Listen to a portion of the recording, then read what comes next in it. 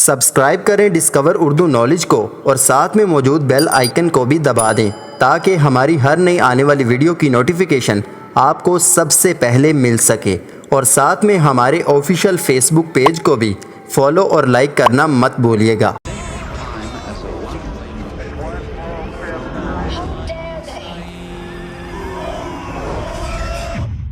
محترم ناظرین،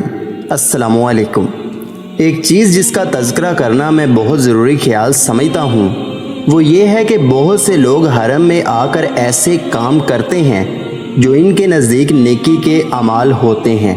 مگر در حقیقت وہ اللہ تعالیٰ کی ناراضگی کو دعوت دینے والے اعمال ہوتے ہیں۔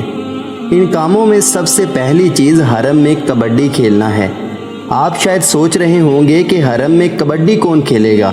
مگر جو لوگ ابھی اس پاک گھر کی زیارت نہیں کر پائے انہیں جان کر حیرت ہوگی کہ حجر اسود کو بوسہ دینے کی کوشش میں لوگ جو کچھ کرتے ہیں اس کی قریب ترین مشابہت صرف کبڈی کے کھیل میں پائی جاتی ہے،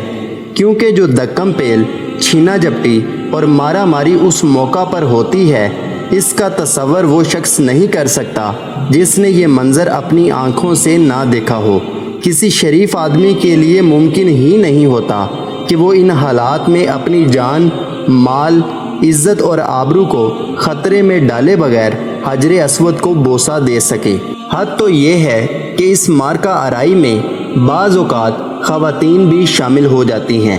اور شریف لوگ صرف جمعہ کے دن عصر کی نماز سے قبل ہی بوسہ دے پاتے ہیں، اور وہ بھی صرف اس وجہ سے کہ پولیس والے مار پیٹ کر لوگوں کی لائن خود بنوا دیتے ہیں۔ پھر مقام ابراہیم کے پیچھے طواف کے بعد پڑھے جانے والے نوافل ہیں۔ روایات میں آتا ہے کہ حضور صلی اللہ علیہ وآلہ وسلم نے طواف کے بعد یہاں نوافل ادا کیے تھے۔ لوگوں نے اس بات کو لے لیا اور اب وہاں نوافل ادا کرنا لازمی خیال کر لیا، حالانکہ اکثر وہاں نوافل پڑھنے سے طواف کرنے والوں کا راستہ رکتا ہے۔ کئی بار تو ایسا ہوتا ہے کہ 2-4 لوگ وہاں نوافل پڑھ رہے ہوتے ہیں اور ان کے 8-10 رشتہ دار طواف کرنے والوں کا راستہ روک کر کھڑے ہوتے ہیں، بالکل اسی طرح جس طرح میدان میں کھلاڑی اپنا کام کر رہے ہوتے ہیں اور انتظامیہ ہجوم کو اندر آنے سے روکتی ہے۔ حالانکہ طواف کرنے والوں کا راستہ روکنا کوئی نیکی نہیں ہے،